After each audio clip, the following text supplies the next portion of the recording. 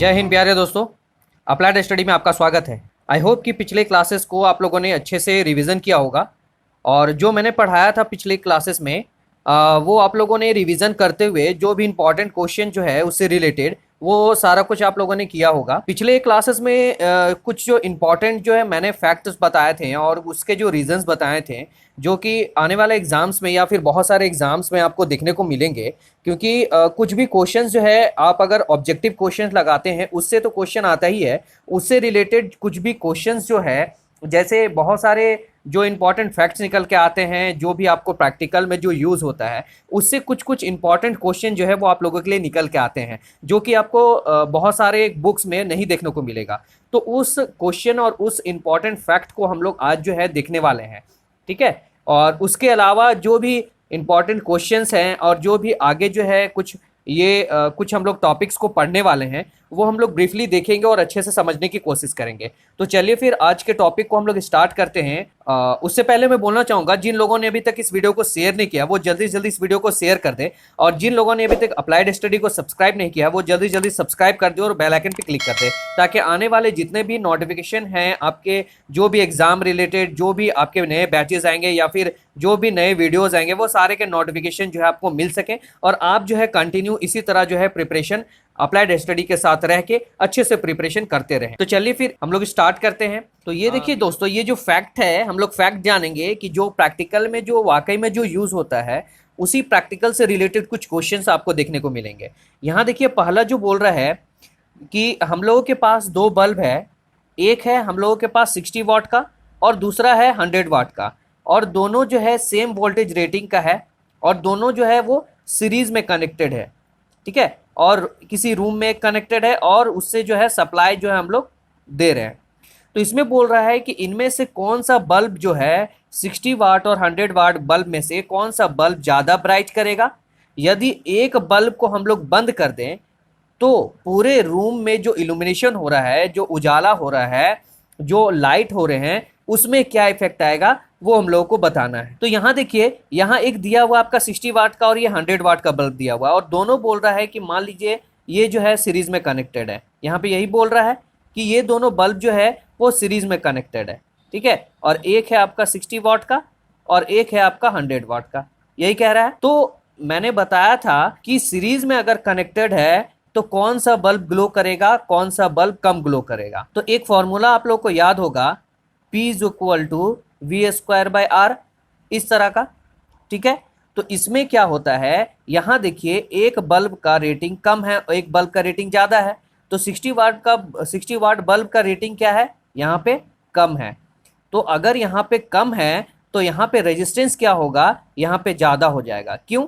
क्योंकि P जो है इन्वर्सली प्रोपोर्शनल टू रेजिस्टेंस है। अगर पावर कम लेगा, ठीक है, अगर कम पावर का है तो रेजिस्टेंस क्या होगा, वहाँ पे ज़्यादा होगा, ठीक है। तो 60 वाट बल्ब का रेजिस्टेंस ज़्यादा होगा, ठीक है, ये हम लोग देख लिए। वही 100 वाट बल्ब के बात करें तो यहाँ पर 100 वाट बल्ब का पावर क्या है, ज़्यादा है, और 100 वाट बल्ब का अगर पावर ज़्यादा है तो इसका रेजिस्टेंस क्या होगा, कम होगा।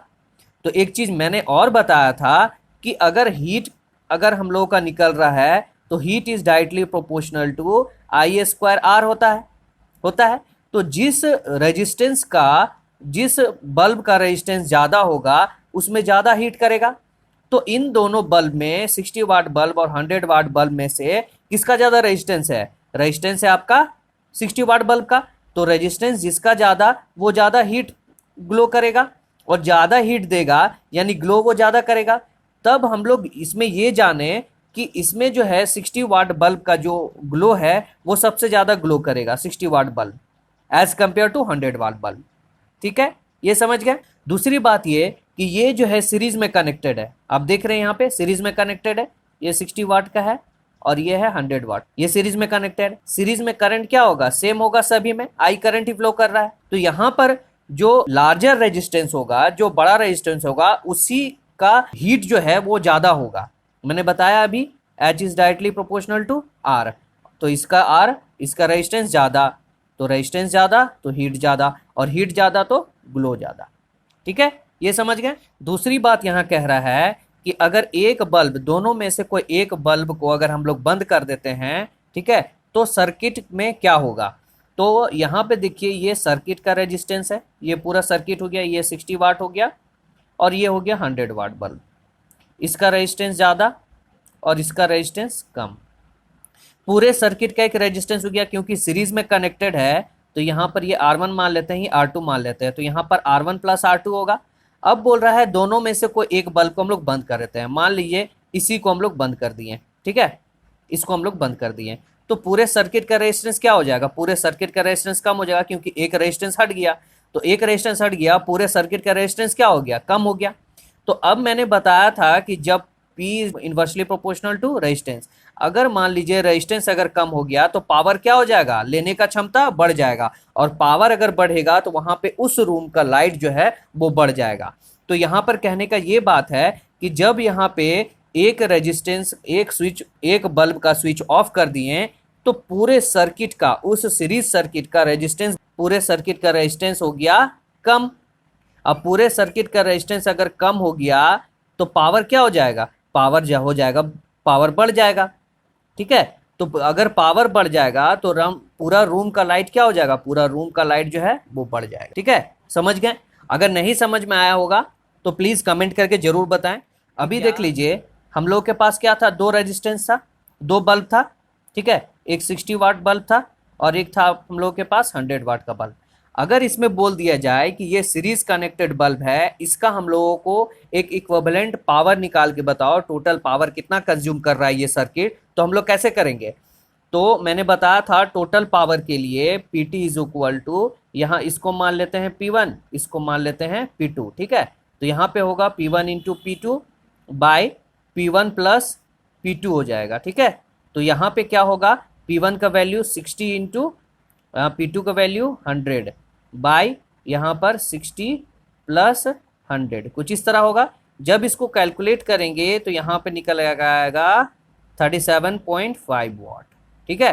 तो इतना पावर जो है सीरीज में ये कंज्यूम कर रहा है। अगर यही अगर पैरेलल में कनेक्टेड रहता तो यहाँ पे क्या करते, 100 प्लस 60 करते, यानी टोटल जो है 160 वाट हो जाता, ठीक है। पैरेलल में क्या करते हैं, पैरेलल में हम लोग डायरेक्ट जोड़ देते हैं, दोनों को जोड़ देंगे।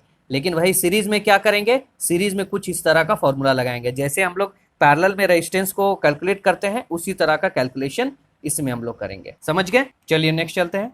देखिए यहाँ पर नेक्स्ट फैक्ट जो बोल रहा है कि नाइक्रोम वायर ही हम लोग क्यों हीटिंग एलिमेंट में यूज करते हैं, ठीक है।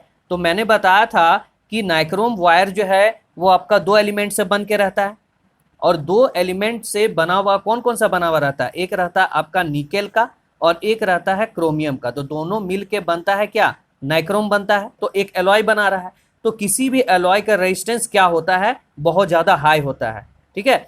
तो पहला पॉइंट हम लोग का पता चल गया किस लिए हाई है, कि ये दोनों का मिक्सचर होने के वजह से नाइक्रोम का जो वायर जो बन के आता है, जो एलिमेंट वो एक हीटिंग एलिमेंट बन के आता है, उसका रेजिस्टेंस क्या होता है, बहुत ज़्यादा हाई होता है। और बहुत ज़्यादा हाई होने के वजह से क्या होता है, H is directly proportional to R। जितना ज़्यादा रेजिस्टेंस उतना ज़्यादा हीट प्रोड्यूस करता है, ठीक है।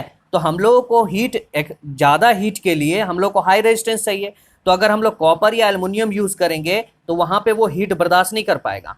तो इसलिए हम लोग क्या करते हैं कि ऐसा एलिमेंट का यूज़ करते हैं जिसका मेल्टिंग पॉइंट हाई हो। दूसरा फैक्ट यही बोलता है कि जिसका मेल्टिंग पॉइंट हाई हो उसी को हम लोग हीटिंग एलिमेंट में यूज़ करते हैं।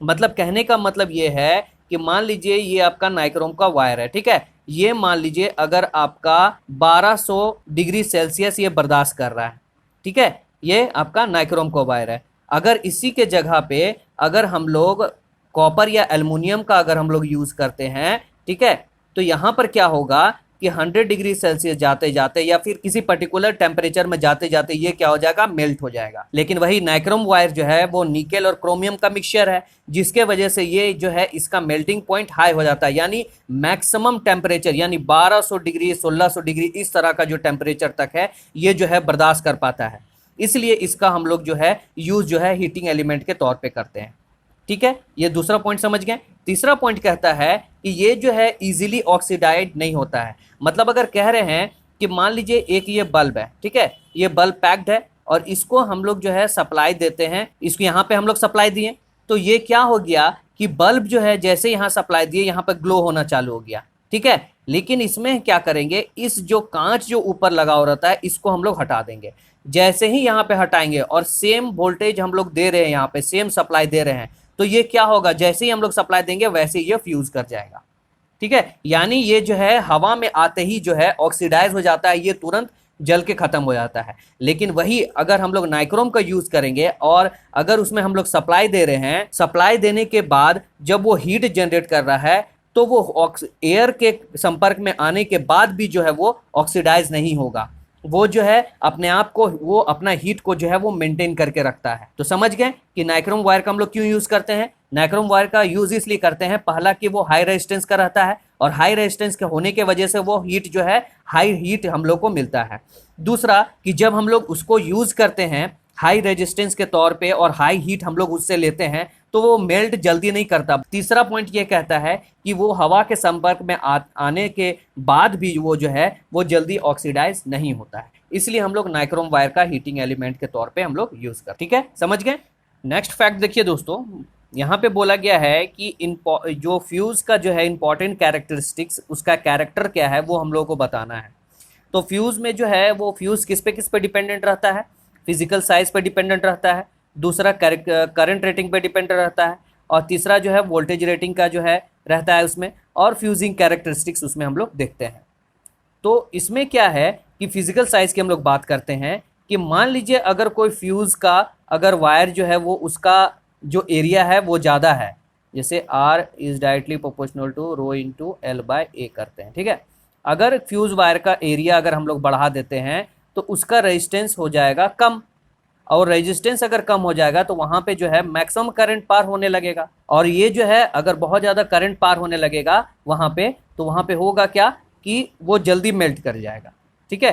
तो ये जो है फिजिकल साइज पे डिपेंड करता है। दूसरा, जो भी फ्यूज हम लोग लगाते हैं किसी भी सर्किट में, तो उसमें क्या होता है कि करंट रेटिंग को ध्यान में रखते हुए हम लोग फ्यूज को जो है इस्तेमाल करते हैं। मान लीजिए कोई एक यहाँ पर फ्यूज है किसी सर्किट में हम लोग लगाएं, ठीक है, और तो उस सर्किट में हम लोग को जो अप्लाइंसेस जो हम लोग यूज़ कर रहे हैं वो 5 एम्पियर का है, ठीक है। तो 5 एम्पियर का हम लोग अप्लाइंसेस यूज़ कर रहे हैं, तो ये फ्यूज़ क्या करेगा, इसमें जो है 5 एम्पियर करंट तक जो है वो जाने देगा। लेकिन जैसे ही 5 एम्पियर करंट से ज़्यादा जाएगा ये फ्यूज़ क्या हो जाएगा, ब्लो हो जाएगा बीच से। तो इसमें फ्यूज़ जो हम लोग सेलेक्ट करते हैं, फ्यूज़ को सेलेक्ट करने के लिए हम लोग करंट रेटिंग को ध्यान में रखते हैं, ठीक है। दूसरा, वोल्टेज रेटिंग। वोल्टेज रेटिंग कहता है, इसमें क्या होता है कि जो फ्यूज़ हम लोग यूज़ कर रहे हैं वो हम लोग ध्यान में रखते हैं कि जो सर्किट जो है, जो भी सर्किट हम लोग इसमें यूज़ कर रहे हैं और उसमें अगर हम लोग फ्यूज़ लगाए हुए हैं तो उस सर्किट के इक्वल का वोल्टेज जो है यहाँ पे होना चाहिए, ठीक है। इसमें पूरे सर्किट का वोल्टेज जो है यहाँ पे होना चाहिए, इक्वल होना चाहिए, ठीक है, ये समझ गए। देखिए एक चीज़ और मैं बताता हूँ, यहाँ पे देखने वाली बात यह है कि जो फ्यूज़ है, मान लीजिए ये फ्यूज़ है, फ्यूज़ का जो करंट रेटिंग होता है, यहाँ पे मान लीजिए ये यहाँ से हम लोग का यहाँ पे सर्किट, ठीक है, यहाँ से करंट जा रहा है, आई करंट यहाँ पे जा रहा है, तो यहाँ पे पूरे सर्किट का यहाँ पे करंट लोड जो है यहाँ पे ये बर्दाश्त कर रहा है। तो पूरे सर्किट का मान लीजिए करंट जो है यहाँ पे 10 एम्पियर है, तो इस फ्यूज़ का जो करंट रेटिंग होगा ना वो इससे ज़्यादा होगा, 12 एम्पियर होगा या 11 एम्पियर होगा या 13 एम्पियर होगा, इस तरह से होगा। यानी जो भी सर्किट में हम लोग एक फ्यूज़ यूज़ कर रहे हैं वो पूरे सर्किट से ज़्यादा होना चाहिए, तभी ये जो है आपका टिका हुआ रहेगा और अप्लायंसेस हम लोग यूज़ करेंगे। अगर मान लीजिए हम लोग यहाँ पर 10 एम्पियर का अप्लायंसेस यहाँ पर यूज़ कर रहे हैं और यहाँ भी अगर हम लोग 10 एम्पियर दे दिए तब तो ये जल्दी से मेल्ट कर जाएगा।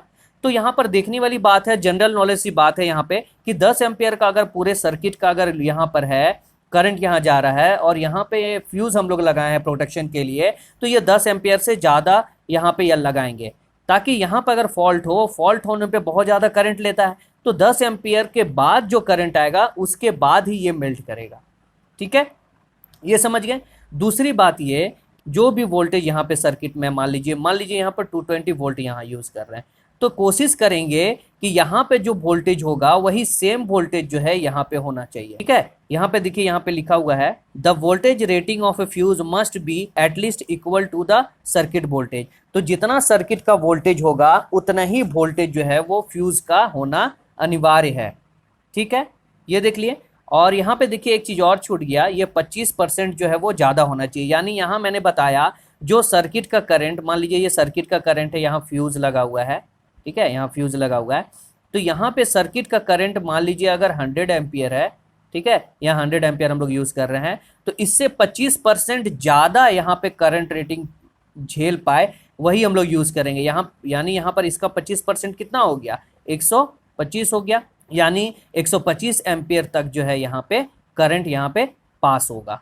यानी जो आपका करंट जो जा रहा है, जैसे 10 एम्पियर जा रहा है या 15 एम्पियर जा रहा है या 20 एम्पियर, 50 एम्पियर, 100 एम्पियर, जितना जा रहा है उससे 25% ज़्यादा करंट यहाँ पे को झेलने के लिए एक्स्ट्रा 25% यहाँ पे रखना पड़ेगा, तभी जाके जो है सर्किट जो है आपका अप्लायंसेस जो है वो यूज हो पाएगा। ठीक है, समझ गए। अब देखिए फ्यूज, यहाँ पर फ्यूज कैरेक्टरिस्टिक्स कैसे हम लोग देखते हैं कि एक ग्राफ यहाँ बनाते हैं, यहाँ पे ब्लो टाइम का यहाँ टाइम यहाँ रहता है और यहाँ पे आपका करंट रेटिंग रहता है। ठीक है, यहाँ पे करंट रेटिंग दिया हुआ रहता है। तो यहाँ पे क्या करते हैं, मान लीजिए यहाँ पे 5 एम्पियर करंट पार हुआ, यहाँ 6, यहाँ 7, यहाँ 8, इस तरह से। ठीक है, और यहाँ पर देखेंगे कि यहाँ पर 0.1 दिया हुआ है, 0.2 दिया हुआ है, 0.3 दिया हुआ है। तो यहाँ पे देखेंगे कि जब यहाँ पे मान लीजिए 5 एम्पियर का कोई फ्यूज़ है, ये फ्यूज़ है, और फ्यूज़ जो है आपका मान लीजिए यहाँ पे 5 एम्पियर का ये इसका कैपेसिटी है, ये 5 एम्पियर तक झेल सकता है। तो जैसे ही यहाँ 5 एम्पियर तक ये तो झेला, जैसे ही यहाँ 5 एम्पियर से ज़्यादा आया तो ये कब फ्यूज़ हुआ वो हम लोग को देखना है। तो ये मान लीजिए 5 एम्पियर तक आया और ये जो है 0.3 सेकेंड पे जाके ये ब्लो किया। तो इस तरह का जो है ग्राफ हम लोग का तैयार होगा। ठीक है, तो ये आपका हो गया फ्यूजिंग कैरेक्टरिस्टिक्स कि ये जो है जब 5 एम्पियर से ज़्यादा हो रहा है तो ये 0.3 सेकेंड में ही आपका ये ब्लो कर रहा है, ये जल जा रहा है। ठीक है, समझ गए। चलिए नेक्स्ट चलते हैं। यहाँ देखिए पिछले से रिलेटेड ही कुछ यहाँ पे इंपॉर्टेंट फैक्ट दिया हुआ है और यहाँ पे कह रहा है कि 2 बल्ब हमारे पास है, पहला जो है वो 40 वाट का है, दूसरा जो है 100 वाट का है। तो इसमें बोल रहा है कि इनमें से कौन सा बल्ब जो है वो ज़्यादा ब्राइटर करेगा। जब ये सीरीज में कनेक्टेड रहेगा तो इनमें से कौन सा बल्ब ब्राइटर करेगा। अगर इसी बल्ब को अगर हम लोग पैरेलल में कनेक्ट करते हैं तो इन दोनों में से कौन सा बल्ब ब्राइट करेगा। तो मैंने बताया है कि अगर सीरीज में कनेक्टेड है, यहाँ मान लीजिए 40 वाट है और यहाँ 100 वाट है। ठीक है, तो सिंपल सा फैक्ट मैं बता रहा हूँ कि अगर दोनों बल्ब अगर सीरीज में कनेक्टेड है तो यहाँ पे जो पावर रेटिंग कम पावर रेटिंग का है वो बल्ब जो है वो ज़्यादा ब्राइटर करेगा। वही अगर हम लोग बात करें पैरेलल में, अगर पैरेलल में कोई बल्ब अगर यहाँ पे लगा हुआ है, मान लीजिए एक यहाँ पे 40 वाट का हो गया और यहाँ हो गया 100 वाट का, तो पैरेलल में क्या होता है कि पैरेलल में सीरीज के जस्ट उल्टा होता है, 100 वाट का बल्ब जो है वो ज़्यादा ग्लो करेगा। समझ गए। इसका रीज़न क्या है वो हम लोग बात कर लेते हैं। तो मान लेते हैं ये सीरीज है, ठीक है, पहले सीरीज की बात कर लेते हैं। ये 40 वाट हो गया और ये आपका 100 वाट हो गया। समझ गए। अगर सीरीज में कनेक्टेड है तो मान लीजिए 40 वाट का देखते हैं, तो P इज इक्वल टू यहाँ V² कर देते हैं। तो यहाँ देखिए क्या है कि अगर यहाँ पर देखिए दोनों का अगर कंपेयर करेंगे तो दोनों के कंपैरिजन में कौन सा पावर रेटिंग कम है, ये 40 वाट का पावर जो है कम है। तो पावर कम, यहाँ का रेजिस्टेंस ज़्यादा हो गया। ठीक है, रेजिस्टेंस यहाँ पर ज़्यादा हो गया। और मैंने बताया है H is directly proportional to I² है। तो रेजिस्टेंस ज़्यादा, हीट ज़्यादा, और हीट ज़्यादा तो ग्लो ज़्यादा। तो 40 वाट बल्ब जो है वो ज़्यादा ग्लो करेगा। ये हो गया रीज़न। अगर 100 वाट की बात करें तो 100 वाट का पावर ज़्यादा है, और पावर ज़्यादा है तो रेजिस्टेंस क्या हो जाएगा, कम। और रेजिस्टेंस अगर कम होगा तो यहाँ पर हीट होगा कम, और हीट अगर कम होगा तो ग्लो करेगा कम। समझ गए। ये फैक्ट जान लिए। ये सीरीज का है। अब हम लोग पैरेलल का देखते हैं। मान लीजिए ये आपका पैरेलल सर्किट है, ये आपका हो गया 40 वाट का और ये आपका हो गया 100 वाट का, और ये जो है आपका एक सर्किट से कनेक्टेड है। ठीक है, कनेक्टेड है। तो यहाँ देखिए 40 वाट का बल्ब जो है उसका पावर रेटिंग क्या है, कम है। ठीक है, और पावर रेटिंग अगर कम है यहाँ पे P is equal to V² लेते हैं। ठीक है, यहाँ पे वोल्टेज सेम है, इसको हटा देते हैं, नेगलेक्ट करते हैं। यहाँ पावर क्या हो गया, कम है। पावर अगर कम ले रहा है तो ये क्या करेगा, ग्लो कम करेगा। और यहाँ देखिए ये 100 वाट का बल्ब जो है आपका पावर क्या कर रहा है, ज़्यादा ले रहा है। और अगर यहाँ पावर अगर ज़्यादा ले रहा है तो ये ग्लो क्या करेगा, ज़्यादा ग्लो करेगा। समझ गए। तो इस तरह से सीरीज और पैरेलल जो है हम लोग निकाल लिए हैं। मींस सीरीज में कहने का मतलब ये है कि सीरीज में अगर कोई सर्किट है, कम वाटेज का जो बल्ब है वो ज्यादा ग्लो करेगा, और उसी का जस्ट उल्टा पैरेलल में होता है, जो ज्यादा वाटेज का बल्ब अगर रहेगा वो पैरेलल में ज्यादा वाटेज वाला बल्ब जो है वो ज्यादा ग्लो। ठीक है, समझ गए? नेक्स्ट चले। यहाँ देखिए दोस्तों, यहाँ बोल रहे हैं कि एक बल्ब है, उस बल्ब के ऊपर प्रिंट किया हुआ है, उसमें लिखा हुआ है 500 वाट और 100 वोल्ट का वो बल्ब है। यानी उसमें अगर 100 वोल्ट हम लोग सप्लाई दे रहे हैं तो वो बल्ब जो है वो 500 वाट का आउटपुट हम लोग को देगा। लेकिन यहाँ पे क्या किए हम लोग, जो है वो 200 वोल्ट से हम लोग सप्लाई दे दिए। अगर 200 वोल्ट से अगर हम लोग सप्लाई दे देंगे और यहाँ पे 100 वोल्ट ही दिया हुआ है, तब तो वो बल्ब फ्यूज कर जाएगा। तो इस बल्ब को हम लोग यूज कर पाए और हम लोग का जो आउटपुट जो ग्लो है वो 500 वाट तक ये ग्लो कर पाए, ये हम लोग को आउटपुट 500 वाट तक दे सके, उसके लिए हम लोग क्या करेंगे, उसके सीरीज में हम लोग एक रेजिस्टेंस लगा देंगे। तब वहां पर जो डिलीवर करेगा 500 वाट, वो हम लोग देखेंगे कि सेम 500 वाट ग्लो कर रहा है। तो यहाँ पे ये हम लोग जानेंगे कि जो रेजिस्टेंस हम लोग सीरीज में लगा रहे हैं वो कितना ओम का रेजिस्टेंस हम लोग सीरीज में लगाएंगे। ठीक है, तो चलिए इसको हम लोग जानते हैं। तो यहाँ देखिए, मान लीजिए ये आपका एक बल्ब है जिसका पावर रेटिंग दिया हुआ है 500 वाट दिया हुआ है, और यहाँ पे हम लोग को एक सीरीज में रेजिस्टेंस लगाना है। सीरीज में रेजिस्टेंस लगाना है। यहाँ पे कितना रेजिस्टेंस यहाँ पे लगाएंगे, कितना ओम का लगाएंगे ताकि ये 500 वाट ग्लो करेगा। और इसका वोल्टेज रेटिंग कितना दिया हुआ है हम लोगों को, यहाँ वोल्टेज रेटिंग दिया हुआ है 100 वोल्ट। अब ये लोग यहाँ पे हम लोग क्या किए हैं कि यहाँ पे हम लोग 200 वोल्ट हम लोगों के पास है, यहाँ पे हम लोग 200 वोल्ट दे रहे हैं सप्लाई। ठीक है, तो अब चाह रहे हैं कि ये यहाँ पे हम लोग 200 वोल्ट भी दें और ये हम लोग का जो है बल्ब ग्लो भी करे बिना फ्यूज किए हुए। तो यहाँ पे सबसे पहले हम लोग क्या करेंगे, यहाँ का करंट निकालेंगे। तो E equal to V I होता है, तो I is equal to P by V. तो P क्या हो गया 500 वाट, और वोल्टेज यहाँ पे कितना आ रहा है, यहाँ पे वोल्टेज आ रहा है आपका 100 वोल्ट। ठीक है, इसको काटेंगे तो क्या निकल के आएगा, 5 एम्पेयर निकल के आएगा। यानी इस सर्किट में यहाँ पे जो है, इस पूरे सर्किट में ये सीरीज में कनेक्टेड है, ये 5 एम्पियर करंट फ्लो कर रहा है। समझ में आ गया? अब हम लोग दूसरी बात देखते हैं कि अगर यहाँ पर अगर 500 वाट के क्रॉस में हम लोग को 100 वोल्ट चाहिए, तो यहाँ पे 100 वोल्ट का ड्रॉप हो रहा है, तो बाकी का 100 वोल्ट जो है यहाँ पे हम लोग को ड्रॉप करवाना होगा इस आर रेजिस्टेंस में।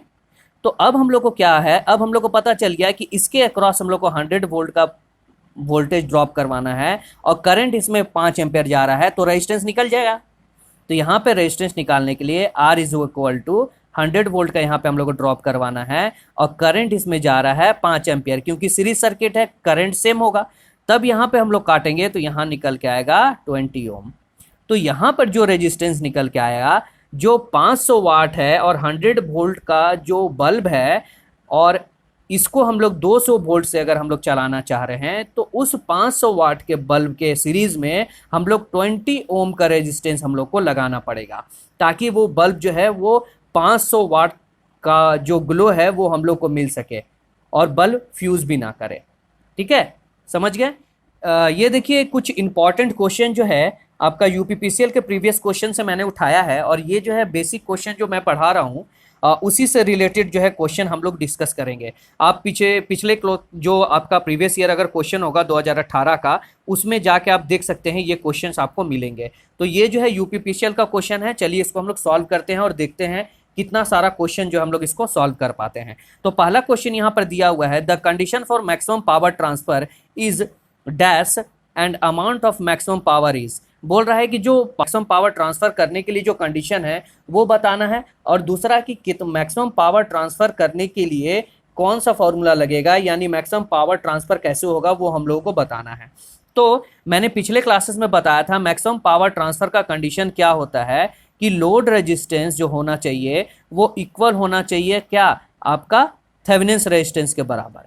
ठीक है, मान लीजिए यहाँ पर एक आपका वोल्टेज सोर्स है और यहाँ पर आपका RTH लगा हुआ है। ठीक है, और ये आपका यहाँ पे लोड लगा हुआ है, ये होगा RL। तो ये RL जो है ये RTH के बराबर होना चाहिए। जितना RTH यहाँ होगा उतना ही के बराबर अगर लोड रेजिस्टेंस होगा तो मैक्सिमम पावर ट्रांसफर होगा। तो ये हम लोग को समझ में आ गया पहला कंडीशन। पहला कंडीशन क्या होना चाहिए, RL जो होना चाहिए वो RTH के बराबर होना चाहिए। अब हम लोग को बताना है कि मैक्सिमम पावर कैसे ट्रांसफर होगा। तो मैंने बताया है Pmax इज इक्वल टू क्या होगा, थेवेनिन वोल्टेज का स्क्वायर VTH का स्क्वायर बाय 4 RL। ये होता है, ठीक है। 4 RL लिखिए या फिर RTH लिखिए, क्यों? क्योंकि यहाँ पर RL बराबर RTH इक्वल है, यहाँ पे RL is equal to RTH है, तो यहाँ पे RL लिखिए या फिर RTH लिखिए, बात बराबर है, ठीक है। तो पहला देखिए यहाँ पर RL is equal to RTH हो गया, और दूसरा मैक्सिमम पावर ट्रांसफर के लिए VTH का स्क्वायर बाय 4RL, ठीक है। तो ये किस में है, इस क्वेश्चन में कौन सा ऑप्शन है जिसका सही है? Option number B, RL is equal to RTH और VTH का स्क्वायर बाय 4RTH, ठीक है, समझ गए। चलिए नेक्स्ट क्वेश्चन देखते हैं हम लोग। यहाँ क्वेश्चन नंबर 2 देखिए, बोल रहा है कि यदि हम लोग के पास एक स्टार कनेक्टेड है, ठीक है, मान लीजिए यहाँ पर एक स्टार कनेक्टेड है, ये स्टार है, और बोल रहा है प्रत्येक ब्रांच में जो है वो 3-3 ओम लगे हुए हैं, और बोल रहा है कि इसी के कॉरस्पॉन्डिंग अगर हम लोग डेल्टा में कनेक्शन करेंगे तो प्रत्येक ब्रांच में कितना आएगा। तो इसको हम लोग सॉल्व करने के लिए पिछले क्लासेस में मैंने बताया था, जिन लोगों ने वो वीडियो नहीं देखा है वो जाके स्टार्टिंग से ही देखते आए, ताकि जितने भी क्वेश्चन जो है और जितने भी टॉपिक मैं पढ़ाऊंगा वो सारा कुछ आपको समझ में आएगा।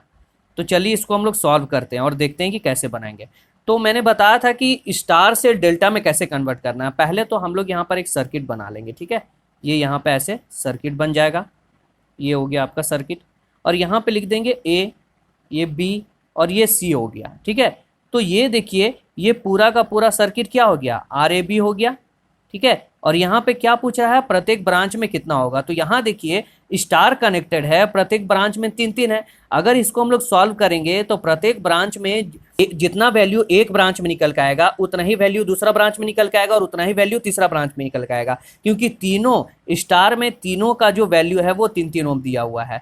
तो यहाँ RAB हो गया, यहाँ RBC हो गया और यहाँ RCA हो जाएगा। तो RAB निकालते हैं हम लोग, ठीक है। RAB निकालने के लिए क्या हम लोग करेंगे, RAB इज इक्वल टू, यहाँ पर देखिए यहाँ पर निकालेंगे हम लोग ये आपका ये प्लस ये, यानी RA प्लस RB प्लस, ठीक है। उसके बाद निकालेंगे, उसके बाद ये दोनों का मल्टीप्लिकेशन कर देंगे, प्लस यहाँ पे इसके बाद हम लोग लिखेंगे RA इंटू RB, ये सब लिख गए। पहले तो लिखे हैं RA plus RB plus RA into RB by, क्या करेंगे हम लोग, RAB निकाल रहे हैं, RAB के जस्ट अपोजिट में कौन सा सर्किट है, ये सर्किट है, तो इसका सर्किट का क्या नाम है, RC। तो यहाँ पे क्या करेंगे, RC लिख देंगे, ठीक है, समझ गए। तो यहाँ पे हम लोग लिखेंगे RAB is equal to RA plus RB plus RA into RB by RC, यही था। RA का वैल्यू क्या था 3 प्लस RB का वैल्यू 3 प्लस RA का वैल्यू 3 इंटू RB का वैल्यू 3 बाय RC का वैल्यू भी 3, ठीक है। अब इसको जब हम लोग कैलकुलेट करेंगे तो यहाँ 6 हो जाएगा, यहाँ 9 हो जाएगा, यहाँ 3 हो जाएगा। अब इसको काटेंगे, यहाँ हो जाएगा 3 3 जा 9, 6 3 9 ओम निकल जाएगा।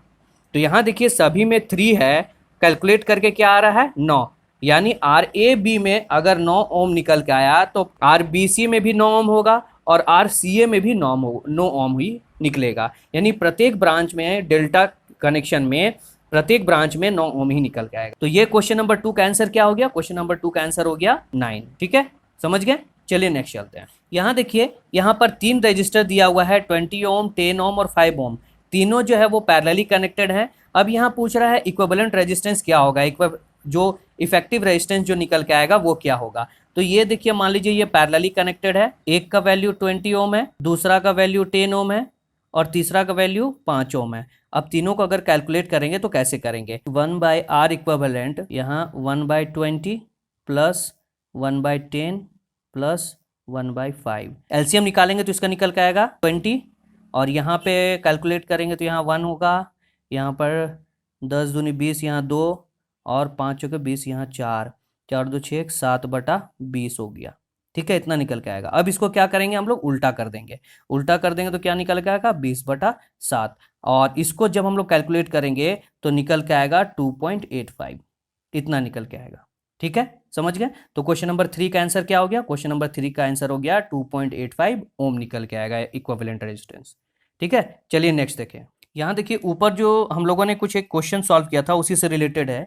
यहाँ पे बोल रहा है कि एक बल्ब है, यहाँ पे मान लीजिए इस बल्ब का रेटिंग जो दिया हुआ है 60 वोल्ट दिया हुआ है और पावर रेटिंग जो दिया हुआ है वो 40 वाट का दिया हुआ है। ठीक है। और इसको बोल रहा है कि इसको जो है वो 230 वोल्ट से अगर हम लोग कनेक्ट कर देते हैं, और जबकि यहाँ पर देखिए कि उस बल्ब के ऊपर प्रिंट किया हुआ है कि वो बल्ब जो है वो 60 वोल्ट से ही जलेगा, उससे ज्यादा अगर हम लोग देंगे वो बल्ब फ्यूज कर जाएगा, यहाँ पे दिया हुआ है। लेकिन यहाँ पर क्या कर रहे हैं हम लोग, 230 वोल्ट से सप्लाई दे रहे हैं।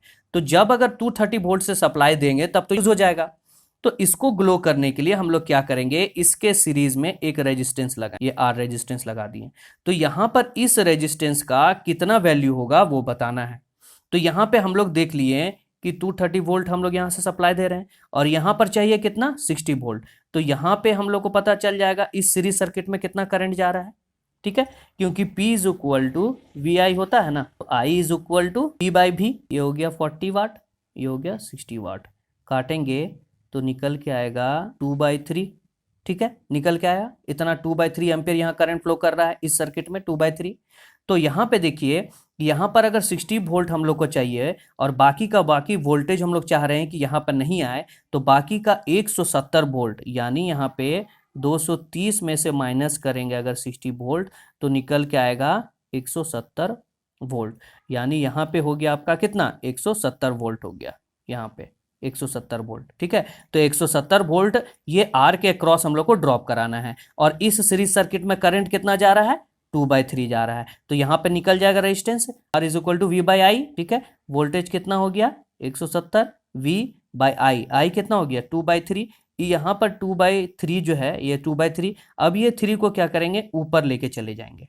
ठीक है, तो इस 3 को अगर हम लोग ऊपर लेके चले जाएंगे तो यहाँ पे अगर काटेंगे 2 8 जा 16, 2 5 जा 10, तो ये निकल के आएगा 255 ओम निकल के आएगा। तो इसके सीरीज में जो आर रेजिस्टेंस लगाएंगे वो कितना ओम का रहेगा, 255 ओम का निकल के आएगा।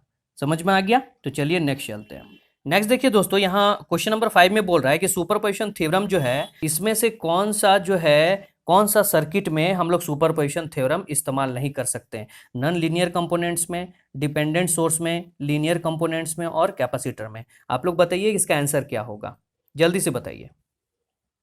इसका सही आंसर जो होगा, मैंने बताया था पिछले क्लासेस में कि सुपरपोजिशन थ्योरम जो है वो लीनियर होता है, लीनियर होता है और आपका बायलेटरल होता है। उसके बाद अगर उसमें अगर कोई सोर्स जो है वो 2 या 2 से ज़्यादा सोर्स लगे हुए हैं, डिपेंडेंट सोर्स है या इंडिपेंडेंट सोर्स है, वो भी दोनों में चलेगा। इसके बाद उस सुपरपोजिशन थ्योरम में अगर कैपेसिटर भी लगा हुआ है तो भी चलेगा। लेकिन अगर वो सर्किट आपका नॉन लीनियर उसमें कंपोनेंट लगा हुआ है तो वो सर्किट में जो है वो सुपरपोजिशन थ्योरम काम नहीं। तो इस क्वेश्चन नंबर 5 का आंसर हो जाएगा option number A, non linear component. ठीक है, चलिए नेक्स्ट चलते हैं। यहाँ देखिए कि यहाँ पर दिया हुआ है कि एक सर्किट है, सर्किट एलिमेंट में क्या है कि आपका सारा कुछ जो है वो सीरीज में लगा हुआ है। 10 वोल्ट का बैटरी लगा हुआ है, रजिस्टर लगा हुआ है, और उसके सीरीज में एक लोड रेजिस्टेंस लगा हुआ है। तब पूछ रहा है कि जो लोड में है, लोड में मैक्सिमम पावर कितना ट्रांसफर होगा वो बताइए। ठीक है, तो चलिए सर्किट हम लोग पहले बना लेते हैं। ये मान लेते हैं कि ये 10 वोल्ट का सप्लाई दे रहा है, और यहाँ पर जो है वो आपका 100 ओम है, और ये आपका लोड रेजिस्टेंस लगा हुआ है जिसका नाम जो है वो RL दिया हुआ है। ठीक है, और यहाँ पर है आपका कितना, 10 वोल्ट। तो मैक्सिमम पावर ट्रांसफर के लिए क्या मैंने बताया था, RL जो है वो इक्वल होना चाहिए किसके, RTH के। तो इसको हम लोग मान लेते हैं RTH। ठीक है, तो RL का वैल्यू क्या हो गया, RL का वैल्यू हो गया आपका 100 ओम। तो मैक्सिमम पावर ट्रांसफर के लिए क्या होता है, Pmax is equal to PTH का स्क्वायर बाय 4, RL लिखे या फिर RTH लिखिए। ठीक है, यहाँ पे हम लोग मान लेते हैं RTH ही लिख देते हैं। तो वोल्टेज कितना दिया हुआ है, 10 दिया हुआ है, तो 10 इंटू 10 हो गया बाई 4 इंटू RTH कितना दिया हुआ है, RTH दिया हुआ है हम लोगों का यहाँ पे देखिए 100 ओम दिया हुआ है। ठीक है, जब इसको हम लोग काटेंगे तो निकल के आएगा 1/4, यानी कितना निकल के आएगा, निकल के आएगा 0.25 वाट। यानी इस लोड में 0.25 वाट ही जो है डिलीवर हुआ। तो इस क्वेश्चन नंबर 6 का आंसर क्या हो गया, क्वेश्चन नंबर 6 का आंसर हो गया 0.25 वाट। ठीक है, चलिए नेक्स्ट चलते हैं। यहाँ देखिए क्वेश्चन नंबर 7, क्वेश्चन नंबर 7 में बोल रहा है कि फ्यूजिंग करंट क्या होता है, फ्यूजिंग करंट के बारे में बताइए। तो फ्यूजिंग करंट मैंने बताया था कि फ्यूजिंग करंट वो करंट होता है जिसपे फ्यूज जो है वो मेल्ट कर जाए। ये मान लेते हैं कि एक फ्यूज है, इस फ्यूज में 5 एम्पियर करंट जा रहा है, तब ये आराम से करंट को फ्लो होने दे रहा है, आराम से ये करंट फ्लो। लेकिन जैसे ही यहाँ पर 6 एम्पियर गया करंट, वैसे ही ये फ्यूज क्या हो गया। तो यहाँ कहने का मतलब ये है कि फ्यूजिंग करंट वो करंट होता है, वो मैक्सिमम करंट होता है जिस पे फ्यूज जो है वो मेल्ट कर जाए। तो आप लोग ये चीज याद रखिएगा कि वो मैक्सिमम करंट, उतना मैक्सिमम करंट जिस पे फ्यूज मेल्ट कर जाए, फ्यूज का एलिमेंट मेल्ट कर जाए, वो उसका फ्यूजिंग करंट हो गया। तो इसका सही आंसर क्या होगा? Answer A, the maximum current at which the fuse element will melt. ठीक है, चलिए नेक्स्ट क्वेश्चन नंबर 8 देखिए दोस्तों, due to which of the following properties of the conductor does it pass current. मतलब इसमें बोल रहा है कि कंडक्टर का इनमें से कौन सा प्रॉपर्टी है जिसमें जो है इजीली वो करंट को पास होने देता है। इंडक्टेंस के वजह से, कंडक्टेंस के वजह से, रिलक्टेंस के वजह से, या रेजिस्टेंस के वजह से। तो यहाँ पे सिंपल से ये आंसर है, आप लोग यहाँ पर दे सकते हैं। ये जो कंडक्टर है, किसी भी कंडक्टर में जो करंट इजीली पास होता है वो किसके वजह से होता है? कंडक्टेंस की वजह से। ठीक है, तो क्वेश्चन नंबर 8 का आंसर क्या हो गया? ये बी हो गया। ये सारा क्वेश्चन प्रीवियस ईयर का क्वेश्चन दोस्तों है। तो आप लोग जो है वो 2018 के जो भी क्वेश्चन आप लोगों के पास होंगे प्रीवियस ईयर के क्वेश्चन, उस पर आप जाके देख सकते हैं। यूपीपीएससी का ये क्वेश्चन है और ये जो है सेम क्वेश्चन आप वहां पर देख सकते हैं। ठीक है, चलिए फिर हम लोग नेक्स्ट क्वेश्चन देखते हैं। यहाँ देखिए दोस्तों, क्वेश्चन नंबर 9 बोल रहा है कि 3 रजिस्टर है हम लोग के पास और तीनों का वैल्यू जो है वो 50-50 ओम दिया हुआ है और तीनों जो है हम लोग जो है पैरेलल में कनेक्टेड किए हुए 100 वोल्ट उसमें सप्लाई दे रहे हैं। तो बोल रहा है कि उसमें प्रत्येक ब्रांच में कितना करंट जाएगा। लेकिन उसमें कंडीशन ये है कि यदि एक रजिस्टर उसमें अगर शॉर्ट कर गया तो उसमें प्रत्येक ब्रांच में कितना करंट जाएगा ये बता। ठीक है, तो चलिए इसको हम लोग समझते हैं। देखिए, मान लीजिए यहाँ पर ये 50 ओम का 3 रजिस्टर जो है वो पैरेलली कनेक्टेड है। ये हो गया 50 ओम, ये हो गया 50 ओम और ये हो गया। ठीक है, और ये जो है आपका 100 वोल्ट से हम लोग सप्लाई दे रहे हैं। ठीक है, समझ गए। अब बोल रहा है कि इनमें से एक जो है वो शॉर्ट कर गया, ये शॉर्ट कर गया मान लीजिए। ठीक है, तो अब बोल रहा है कि इसे प्रत्येक ब्रांच में कितना करंट जाएगा। तो मैंने बताया है कि जब भी करंट फ्लो करता है, वो करंट फ्लो करता है वो लोअर पाथ में फ्लो करता है, यानी जहां पर कोई रुकावट ना आए वहां पे करंट इजीली फ्लो कर रहा है। यहां पर देखिए 50 ओम लगा हुआ है, यहां पर भी 50 ओम लगा हुआ है, तो इसमें जो है वो करंट फ्लो करेगा ही नहीं, क्योंकि यहां पर इसका इस करंट को रोकने वाला यहां पे मौजूद है। लेकिन यहां पे देखिए, यहां पे शॉर्ट कर दिया गया है, तो यहां पर पाथ जो है वो खुला पाथ है, आराम से यहां करंट फ्लो करता है। तो यहां पर जो करंट जो है वो सारा का सारा करंट जो है वो इधर से होके फ्लो कर जाएगा। जो भी करंट यहां दे रहे हैं, यहां सारा का सारा करंट जो है इधर से होके इधर में आ जाएगा, फ्लो कर जाएगा। तो इस सर्किट में प्रत्येक ब्रांच में जो करंट होगा वो इस ब्रांच में करंट जाएगा ही नहीं, कुछ भी करंट नहीं आएगा, सारा का सारा इसी में सर्कुलेट करके ऐसे घूम जाएगा। ब्रांच में, प्रत्येक ब्रांच में करंट कितना जा रहा है? 0 करंट। तो इसका 9 का आंसर जो होगा वो 0 एम्पियर होगा। ठीक है, चलिए नेक्स्ट चलते हैं। ये देखिए दोस्तों, क्वेश्चन नंबर 10। क्वेश्चन नंबर 10 में बोल रहा है कि हम लोगों के पास 4 रजिस्टर है, जिसमें से 2 रजिस्टर 50-50 ओम के हैं और 2 रजिस्टर जो है वो 100 ओम के हैं। हम लोग प्रत्येक को पैरेलल में कनेक्टेड किए हैं 100 वोल्ट सप्लाई के साथ। इसमें बोल रहा है कि प्रत्येक ब्रांच में कितना करंट जाएगा यदि उसमें 50-50 ओम के जो 2 रजिस्टर हैं दोनों अगर जल जाते हैं, तो प्रत्येक ब्रांच में कितना करंट जाएगा वो बताना है। ठीक है, तो चलिए हम लोग सर्किट को बनाते हैं। ये आपका 4 रजिस्टर हो गया, पहला रजिस्टर, दूसरा रजिस्टर, ये आपका तीसरा और ये आपका हो गया चौथा। ये मान लेते हैं 50 ओम का है, ये भी 50 ओम, ये हो गया 100 ओम और ये आपका हो गया 100 ओम का। ठीक है, और इसका जो है सप्लाई दिया गया है कितने से? 100 वोल्ट से सप्लाई दे दिया गया है। ठीक है, लेकिन यहाँ कंडीशन ये लगाया गया है कि इसमें से जो 50-50 ओम के जो है वो दोनों जो है वो बर्न आउट हो गया, यानी जल गया। तो ये दोनों जल गया तो ये यहाँ पर ओपन सर्किट हो गया।